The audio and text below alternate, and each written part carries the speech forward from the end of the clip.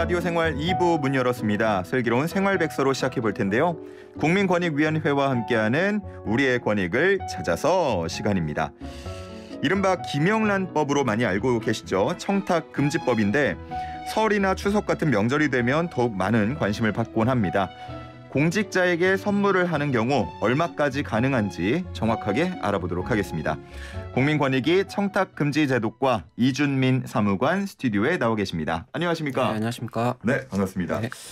자, 김영란법 워낙 이제 많이 들어서 다들 알고 계실 것 같은데 이 청탁금지법이 법의 이름인 거죠? 원래 이름인 거죠? 네, 그렇습니다. 한번 간단히 소개를 부탁드리겠습니다. 네, 청탁금지법은 공직자에 대한 부정 청탁이나 금품 수수를 금지하고 이제 위반 시 제재하는 법입니다. 이를 통해서 공직자들이 본인의 직무를 수행함에 있어서 좀 더 네. 공정하게 업무를 하고 나아서 이제 공공기관에 대한 국민들의 신뢰를 얻는 것을 목적으로 2016년 9월 28일부터 시행되었습니다. 네. 공직자라고 하면은 구체적으로 어떤 분들이요? 공무원인가요, 그냥? 일반적으로 말하는 그 행정 동사무소나 시청의 공무원 해당되고 뭐 공사 한정 같은 공사의 직원들 이런 경우도 다 포함되고 청탁금지법 같은 경우는 이제 언론사 임직원도 다 포함되게 됩니다. 그러면은 사립학교 선생님은 예, 다 포함됩니다. 포함되고요. 예.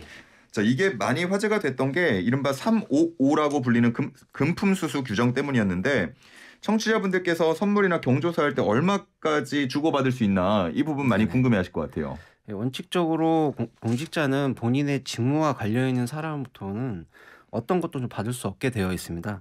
다만 공직자들도 이제 우리 사회 구성원으로서 일상적인 사회생활이나 기본적인 좀 경제활동이 좀 필요하지 않겠습니까? 네. 이를 위해서 청탁금지법에서는 공직자가 예외적으로 금품을 받을 수 있는 경우 8가지를 규정하고 있는데요. 네.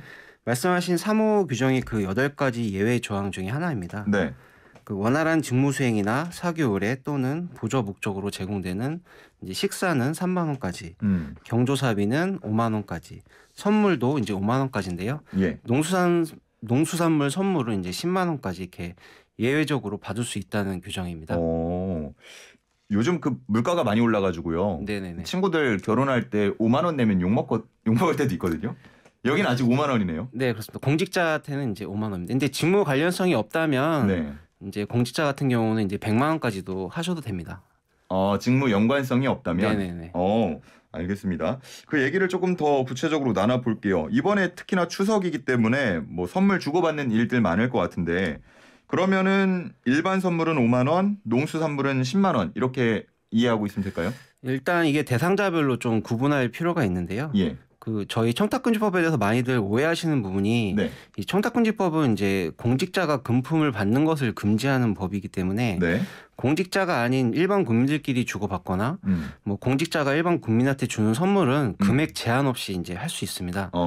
또 이제 지인이나 이제 친척이 비록 공직자라고 하더라도 제가 좀 전에 앵커님께 말씀드렸던 네네. 것처럼 직무 관련성이 없으면 100만 원까지 이제 선물을 할 수 있습니다. 근데 이제 직무 관련성이 있는 공직자의 경우는 앞서 말씀드린 것처럼 원활한 직무 수행이나 사교 의뢰 목적이 인정될 경우에 한해 네.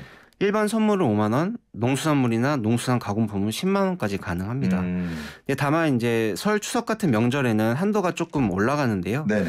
농수산물이나 농수산 가공품은 이제 20만 원까지 가능합니다. 이번 추석의 경우는 지난 8월 17일부터 오는 9월 15일까지 20만 원 규정이 적용됩니다. 그렇군요. 네네. 알겠습니다. 이제 좀 더 구체적으로 들여다보면은 조금씩 차이도 있고 대상이나 금액에도 차이가 있는 것 같은데 네네. 이 선물 규정과 관련해서 공직자나 우리 청취자분들 특별히 뭐 유의하셔야 할 부분이 있을까요? 예. 크게 2가지인데요.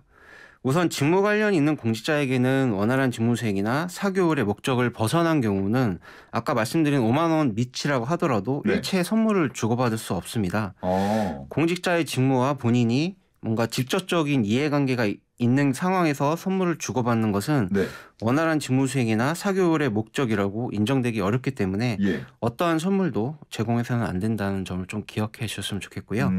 실제 사례를 말씀드리면 어떤 고소인께서 사건 담당 경찰관에게 그 떡을 4만 5천 원 상당의 떡을 선물한 경우가 있었는데요. 고소인이 경찰관, 담당 경찰관에게. 아까 말씀드린 이제 5만 원이 안 되긴 하지만 이 경우 원활한 직무 수행이나 사교 의뢰 목적이라기보다는 본인의 사건을 좀 더 잘 봐달라는 목적으로 볼 수밖에 없기 때문에 네네네. 법원에서는 이건 법 위반이다 해서 과태료를 부과한 경우가 있었습니다. 아하. 하나 더 말씀드리면 이제 명절에는 백화점 상품권이나 외식 상품권 이렇게 선물로 주고받는 경우가 많은데요. 그렇죠. 최근에는 이제 스마트폰으로 커피 같은 기프티콘 선물도 좀 많이 합니다. 네네. 근데 이런 상품권이나 기프티콘 같은 경우는 유가증권에 해당되기 때문에 저희 법에서 말하는 선물에는 포함되지 않습니다. 따라서 금액이 5만 원이 안 되더라도 비록 5천 원짜리 커피 한 잔이라도 일절 허용되지 않습니다. 아, 그렇군요. 네네. 아하. 자, 그러면 끝으로 우리 청취자분들께 하고 싶은 말씀 전해주시죠.